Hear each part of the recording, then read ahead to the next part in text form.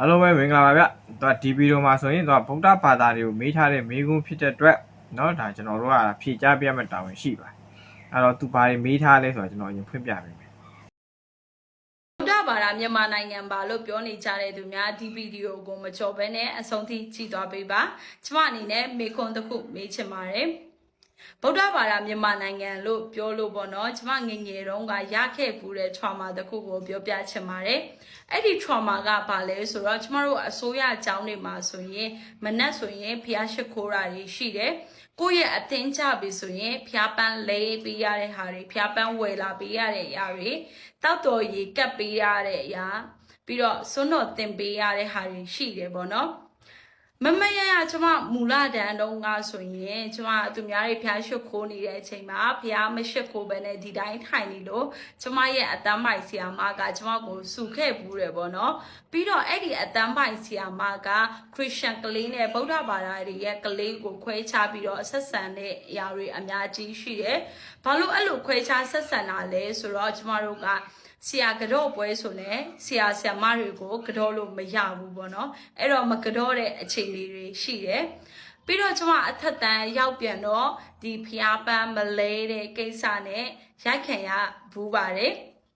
်ပဲဆိုတော့ကြောက်စိတ်ဒါကတော့ကြောင်းတိုင်းမှုပါဗျာနော်တချို့ကြောင်းတွေမှာဆိုလို့ရှိရင်ရှိတယ်တချို့ကြောင်းတိုင်းတော့မဟုတ်ပါဘူးအစိုးရစာတင်ကြောင်းတိုင်းဒါမျိုးမတတ်မှတ်ထားပါဘူးကျွန်တော်တို့ကိုယ်တိုင်ဆိုလို့ရှိရင်လည်းကျွန်တော်တို့အစိုးရကြောင်းမှာဆိုလို့ရှိရင်ကျွန်တော်ဖျားရှိခိုးနေတဲ့အချိန်ဆိုရင်ခရစ်ယာန်တွေကကိုယ့်ဟာကိုယ်ယုံကြည်ရအောင်နော်ယေရှုကိုအာယုံပြုပြီးငြိမ်ငြိမ်နေလို့ရတယ်အဲ့လိုပဲအစ္စလာမ်ဘာသာဆိုလဲသူတို့ရဲ့ယုံကြည်ရအလာရှင်မြတ်ကိုအာယုံပြုငြိမ်ငြိမ်လေးနေပြစကားမပြောအောင်မဆူမညံအောင်ဒါဆိုရတယ်ဟုတ်ပြီအတင်းအဖွဲ့ထဲမှာကိုကအတင်းအဖွဲ့ထဲမှာပါနေတယ်ဥပမာဒီနေ့ကိုကအတင်းကြားနေမှာဖျားပန်းလဲရမယ့်တာကိုမှရှိတယ်ဆိုလို့ရှိရင်ဘယ်လိုပဲဖြစ်ဖြစ်ဥပမာဖျားပန်းဝယ်ဆိုလို့ရှိရင်ဝယ်တဲ့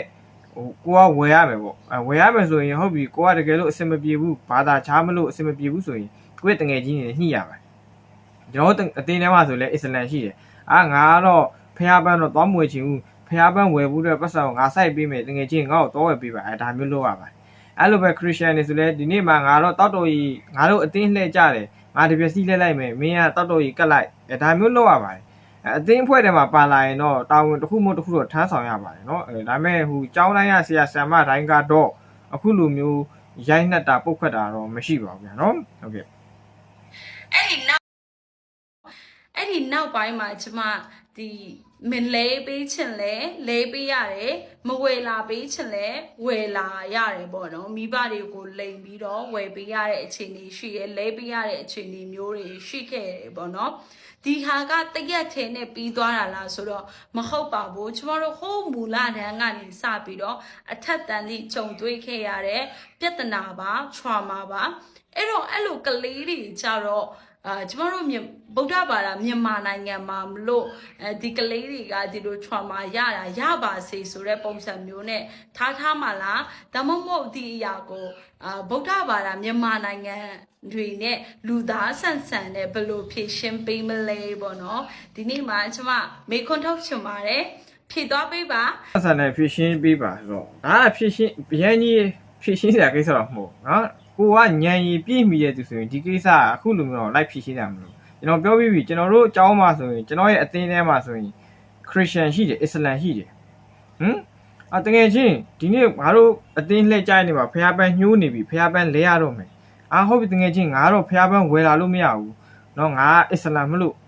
အဖေမေရငါပပမမခွင့်မပြုဘူးအဲ့တော့ငါဒါပေမဲ့ဒီဖျားပန်းဝယ်မဲ့ကုန်ကြစိတ်ထဲကတတ်နိုင်သလောက်ငါပေးမယ်ငါမဟုတ်ဖို့တဲ့ကဒါမျိုးအဲ့လိုပဲခရစ်ယာန်တကယ်ချင်းမေးဟုတ်ပြီတကယ်ချင်းဒီနေ့ငါတို့အသင်းဖွဲ့ကြတယ်မင်းဘာတာဝန်ယူမလဲတပြက်စီးလဲမလားမင်းတောက်ရီခတ်မလားအမိုက်ကောက်မလားသူကတော့ဟုတ်ပြီငါကတော့တခြားလုပ်လိုက်မယ်မင်းတို့ပဲဒီမင်းတို့ဗုဒ္ဓဘာသာဖြစ်တဲ့ဖျားပန်းကတ်တာတန်ရှင်းလုပ်တာတာဝန်ယူလိုက်ကိုကညှိနှိုင်းရမှာလीနော်ကိုကဒီအသင်းဖွဲ့တယ်မှာရှိတဲ့သူတွေညှိနှိုင်းရမှာပြီးရင်ဆရာမတိုင်းကအတင်းအကျပ်မခိုင်းပါဘူးခိုင်းလို့လည်းမရပါဘူးနော်လူတိုင်းမှာကိုယ့်ရဲ့ယုံကြည်မှုရရှိတယ်ငါတို့ဗုဒ္ဓဘာသာနိုင်ငံမလို့နင်တို့ဘာသာဂျာတိငါတို့မြတ်စွာဘုရားကိုပဲရှ िख ိုးရမယ်ဥချရမယ်လို့မတတ်မှတ်ထားပါဘူးเนาะကျွန်တော်ဘာသာအဲ့လောက်ထိသူများဘာသာတွေလောက်အစွန်းမရောက်ပါဘူးเนาะအစွန်းမရောက်ပါဘူးဟုတ်ပြီလားအဲ့တော့ကိုကဘယ်လိုပြောမလဲဟိုအတင်းအဖွဲနဲ့တိုင်မင်းဆွနွေးပြီးတော့အလုတ်လုတ်တက်တဲ့အကျင့်မရှိတာရေကိုကဘယ်လိုပြောမလဲညံရီမမီခဲ့ပြီးပဲနဲ့เนาะတ တငယ်ချင်းပေါင်းတင်နေနဲ့ကိုယ့်ရဲ့ဘယ်လိုပြောမလဲအခက်ခဲကိုနီးနောဖလှယ်ပြီးတော့လောက်ရကန်ရခေါင်းမှမတိခဲ့လို့ဒါဒီပြဿနာကြုံခဲ့ရနော်နောက်ပြီးရင်ကြောင်းတိုင်းကအဲ့လိုမျိုးမခိုင်းပါဘူးဗျာဟုတ်ပြီလားဒါစိတ်တန်ရာရတယ်ဆိုတာကတော့ရှင်းပြောရင်တော့ငြိမ်မမီတဲ့သူတွေမှာပဲစိတ်တန်ရာဖြစ်သွားခုနကပြောလို့ငြိမ်မီတဲ့သူကြစိတ်တန်ရာကိုရှောင်သွားတတ်တယ်ဥမာကိုအတင်းဖွဲနေမှာကိုအတင်းနေမှာခုမပန်းကတ်မှာဆိုတကယ်ကြီးငါတော့ပန်းကတ်လို့မရဘူးဘာသာချားဖြစ်နေလို့ငါတပြက်စီးလဲလိုက်မယ်ငါကတော့မှအမိုက်သွားတုံလိုက်မယ်မင်းတော့ပန်းကတ်လိုက်စားတဲ့ပြင်ကိုယ့်ရဲ့အတင်းဖွဲထဲမှာရှိတဲ့တငယ်ချင်းနေနဲ့နော်ကိုယ့်ရဲ့အခက်ခဲကိုဒီလိုမျိုးနီးနောဖလှယ်ပြီးတော့လုပ်လို့ရှိရင်ဒါစိတ်တန်ရာရတယ်မရှိပါဘူးအဲ့တော့ကိုညံရင်မမီတာဟုသူများရှောက်မသိစီနဲ့ရှက်စီဟာစီနာနဲ့ပြောရပါနော်ဒါကျွန်တော်ပြောပြဒါသူဘယ်လိုပြောမလဲအဲ့လောက်ထိတကူးတခဖြည့်ရှင်းရတဲ့ပြဿနာမဟုတ်ဘူးလीနော်ကိုညံရည်သာမှီခဲ့မယ်ကိုသာညံမှီခဲ့မယ်ညံပြေးဝခဲ့မယ်ဆိုဒီပြဿနာတောင်းပါလေပြီးပါတယ် sorry ပါ